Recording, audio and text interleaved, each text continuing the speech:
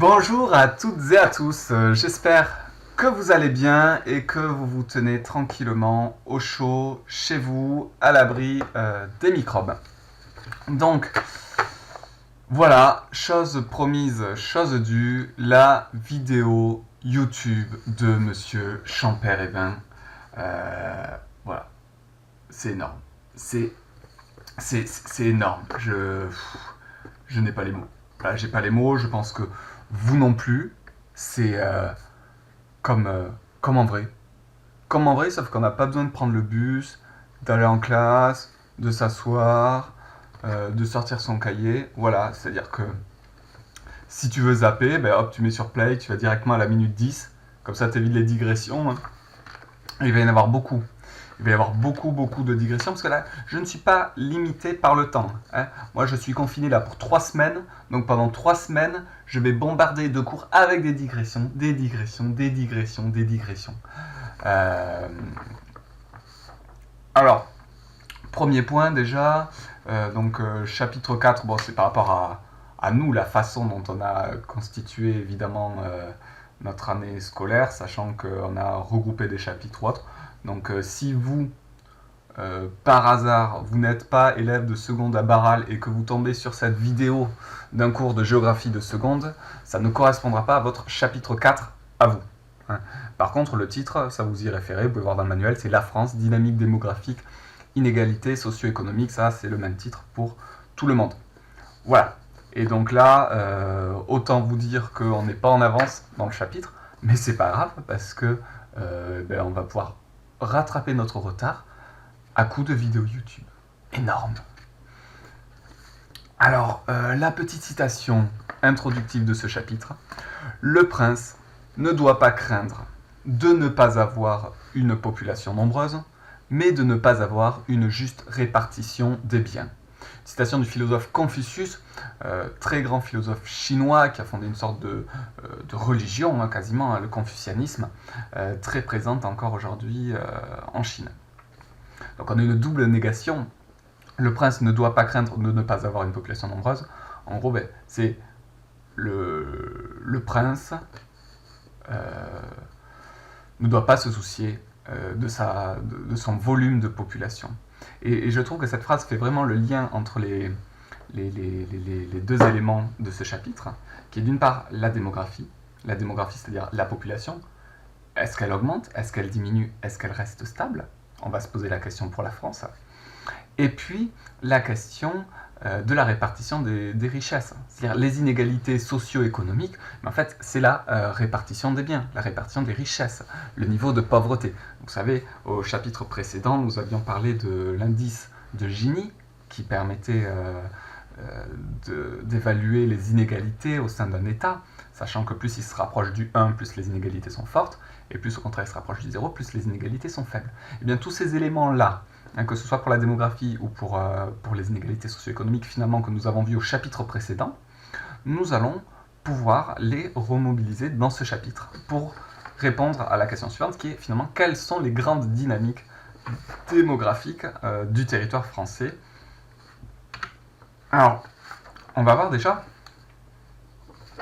que la croissance démographique, elle se fait à plusieurs vitesses. Tout d'abord, on va voir que cette croissance démographique, elle continue à augmenter en France, mais elle augmente moins rapidement. Je répète, hein, ça ne veut pas dire du coup que la population française diminue, elle continue d'augmenter, mais son niveau d'augmentation, son pourcentage d'augmentation, est plus faible qu'il y a quelques années auparavant. Sur la courbe que vous voyez là, vous avez finalement en bleu le nombre de naissances, ce qui serait rattaché au taux de natalité, et en orange le nombre de décès, donc le taux de mortalité. À partir du moment où votre taux de natalité est supérieur à votre taux de mortalité, c'est que vous avez un solde naturel positif. Voilà. Donc le solde, il peut être positif, vous gagnez de la population, nul, la population stagne, ou négatif, comme c'est le cas par exemple au Japon ou en Allemagne, là votre population diminue. vous remarquez quand même, on a un solde naturel positif, bien moins positif que dans les années 60. C'était alors les 30 glorieuses, ce qu'on appelle le baby boom. Eh bien, maintenant, vous voyez que les naissances ont tendance à diminuer et le taux de mortalité a augmenté aussi. Donc, si on compare à nos voisins européens, on voit que quand même l'indice de fécondité de la France fait partie des plus hauts d'Europe. L'indice de fécondité, c'est le nombre d'enfants par femme, et à partir de 2,05, on considère qu'on est au seuil de renouvellement. Donc nous, là, on est en dessous.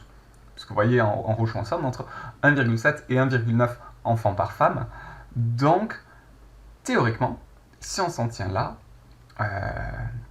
on n'est pas tout à fait au niveau du seuil de renouvellement. Bon, après, il y a d'autres choses qui peuvent expliquer que la population française augmente cependant. Mais regardez, je vous parlais dans le chapitre précédent de l'Allemagne, par exemple, qui a une population qui diminue. Et bien, quand on voit son indice de fécondité, on voit qu'effectivement, il est plus faible que celui de la France. Et alors, pour l'Italie et pour l'Espagne, c'est encore plus flagrant.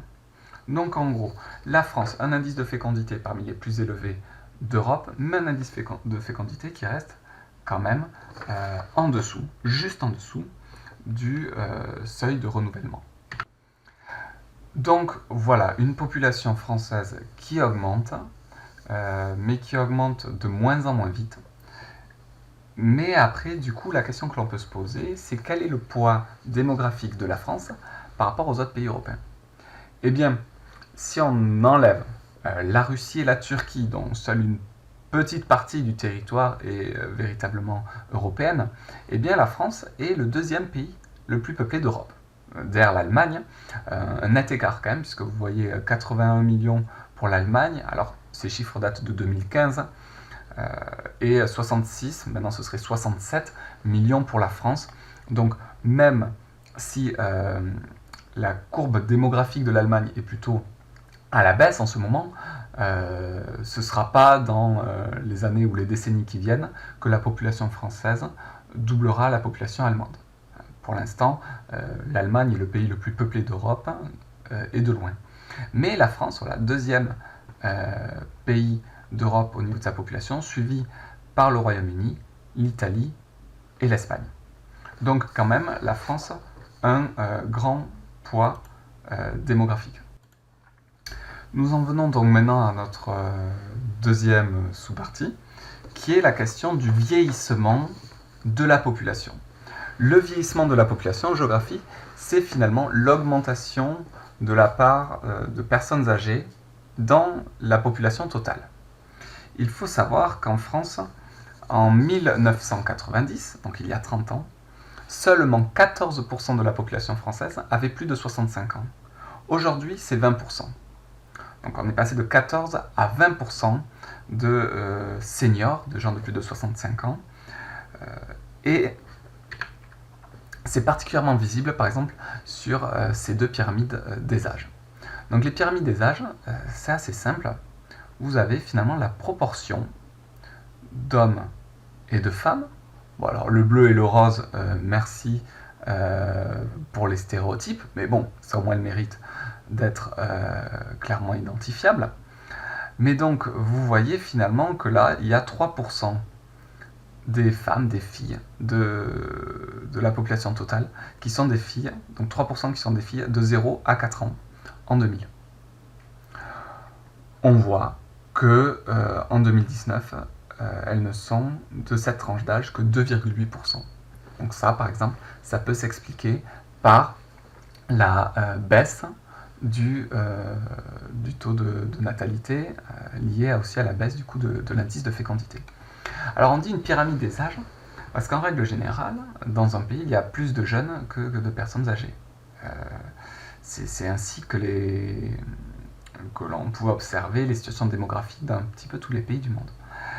Mais maintenant, pour un certain nombre de pays, pour ceux qui ont achevé leur transition démographique, qui sont en situation de post-transition démographique, comme la France, eh bien, on observe une baisse des naissances et du coup, une base de la pyramide qui n'est plus du tout une pyramide. Là, on a quelque chose de longiforme qui ressemblerait plus à un immeuble, qui veut dire que finalement, il n'y a pas plus de jeunes de 0 à 25 ans, vous voyez ici, que de personnes actives en âge de travailler. Donc, on remarque quand même que la majorité de la population est plutôt, en 2019, dans la frange active. Mais la frange active la plus âgée. C'est-à-dire, regardez, là où les pourcentages sont les plus forts, c'est à partir de 45-49 ans. Donc, les futurs retraités d'ici une vingtaine d'années. Donc ça va poser un certain nombre de questions, ce vieillissement de la population. Déjà, c'est le fait que ce vieillissement de la population, il est inégalement réparti sur le territoire. On observe, regardez, une partie sud et aussi une partie centrale, là, qui correspond à la diagonale des faibles densités, où on a une part des plus de 65 ans très importante. En revanche, quand on a la région frontalière là, du nord-est, la région frontalière aussi de la Suisse, là, l'est, les métropoles, regardez, Toulouse, Bordeaux, Rennes, Nantes, Rennes et Nantes, Paris, bon, vous voyez que les métropoles concentrent quand même plutôt des populations jeunes.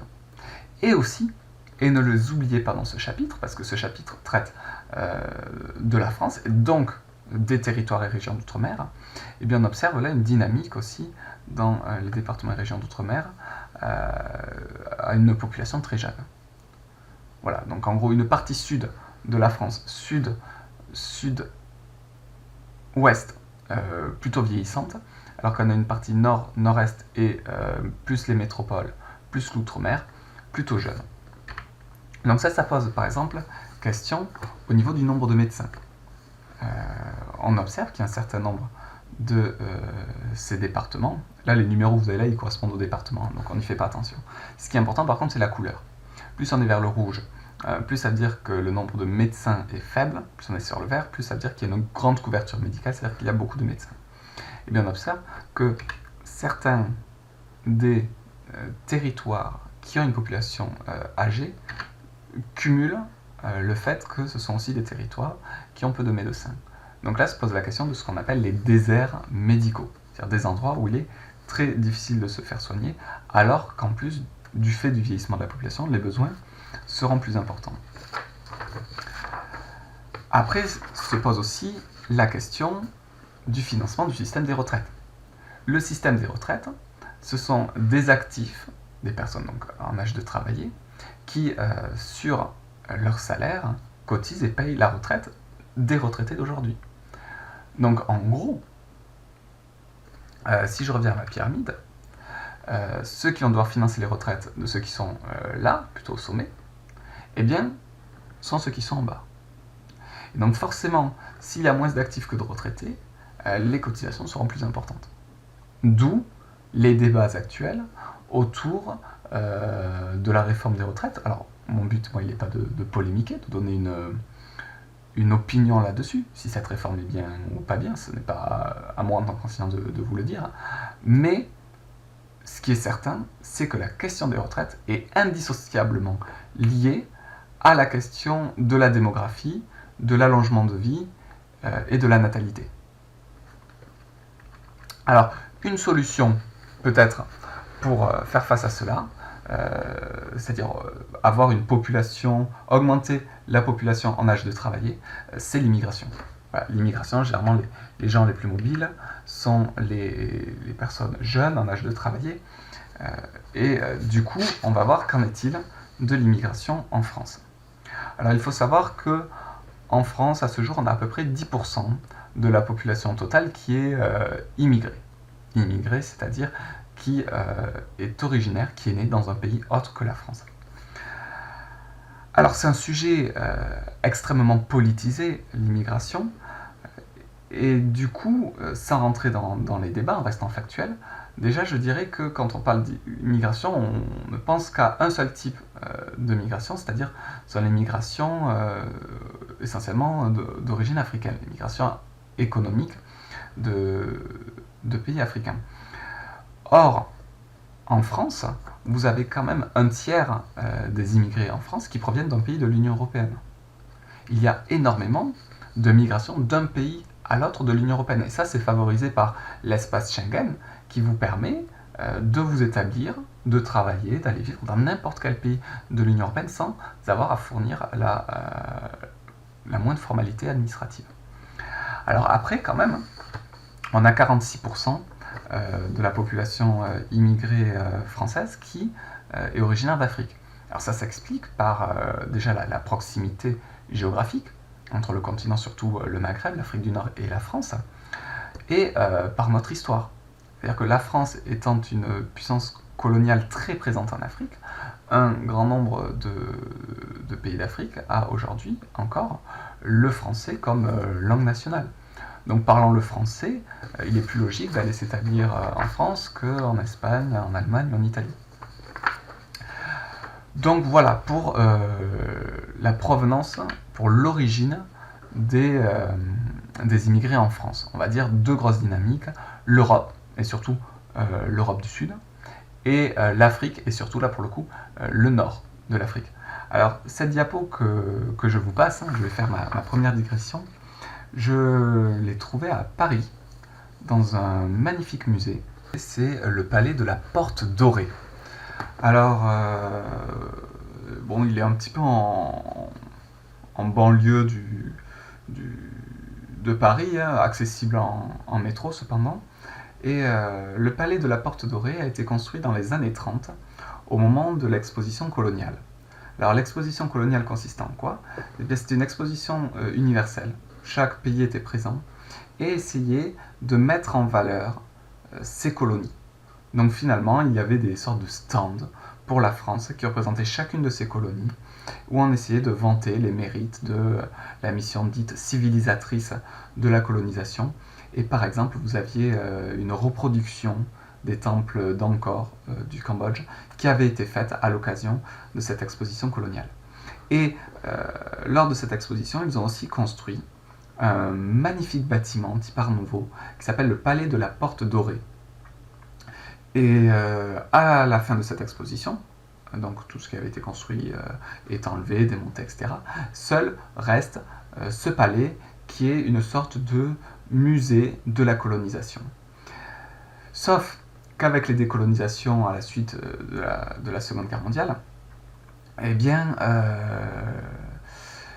l'idée de la mission civilisatrice de la France est de plus en plus contestée et finalement ce musée tombe un petit peu dans l'oubli jusqu'à assez récemment où il est complètement modifié et où il est devenu le musée national de l'histoire de l'immigration. Et je trouve ça extraordinairement intelligent d'avoir mis dans un lieu finalement qui était dédié à la propagande coloniale, un musée qui nous parle de l'immigration ancienne et actuelle, sachant qu'en plus les deux phénomènes sont en partie liés. Comme je vous l'ai dit juste avant, c'est pas une coïncidence si, bon, à l'exception des pays d'Europe, mais si parmi les pays d'Afrique, ce sont majoritairement les anciennes colonies françaises qui envoient, donc, si je puis me permettre, des migrants en France. Donc voilà, si vous êtes un jour du côté de Paris, je vous invite à voir ce musée, tant pour son exposition qui est très bien faite, que pour le bâtiment lui-même qui est magnifique. Voilà, moi j'ai vraiment adoré ce bâtiment. Là, vous voyez ici, c'était le plan de l'exposition coloniale de 1931. Bon, voilà. Mais là, le sujet, ce n'est pas du tout de faire l'histoire de la colonisation en France, mais au détour de ce document, je voulais quand même vous présenter ça. Donc, dernière sous-partie, on va parler maintenant des migrations à l'intérieur du territoire français. Parce que les Français se déplace. Il se déplace beaucoup. C'est-à-dire que vous voyez en vert foncé, vert clair, les territoires qui gagnent de la population. Et en orange et en orange foncé, les territoires qui en perdent. Alors, là, vous avez les variations qui sont dues au solde naturel, c'est-à-dire les naissances par rapport au décès, on en a déjà parlé, et aux migrations internationales, bon, on vient d'en parler. Ce qui m'intéresse maintenant, c'est cette dernière partie-là, celles qui sont dues au solde migratoire interne.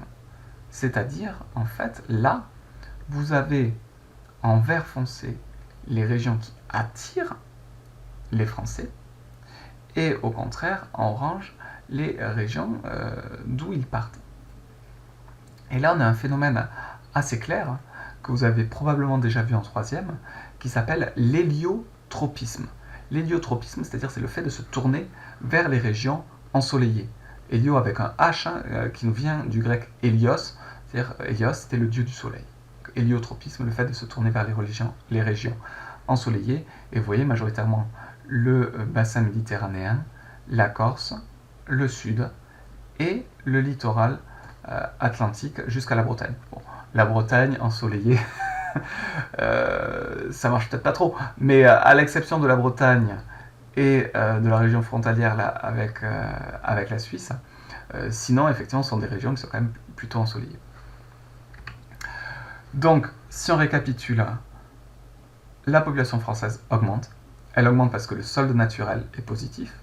Elle augmente parce que le solde migratoire est positif.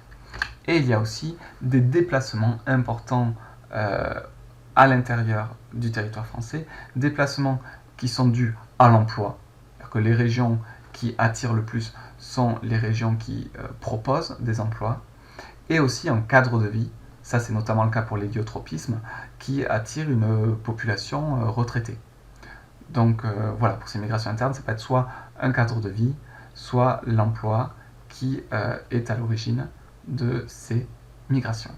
Eh bien, on se voit demain pour la deuxième partie de ce chapitre qui sera consacré aux inégalités socio-économiques en France. Voilà. J'espère que vous avez apprécié. N'hésitez pas à poser des questions dans les commentaires. Je me ferai une joie d'y répondre en début de vidéo suivante. Et voilà, je suis à votre disposition si vous avez besoin de quoi que ce soit. Bon travail!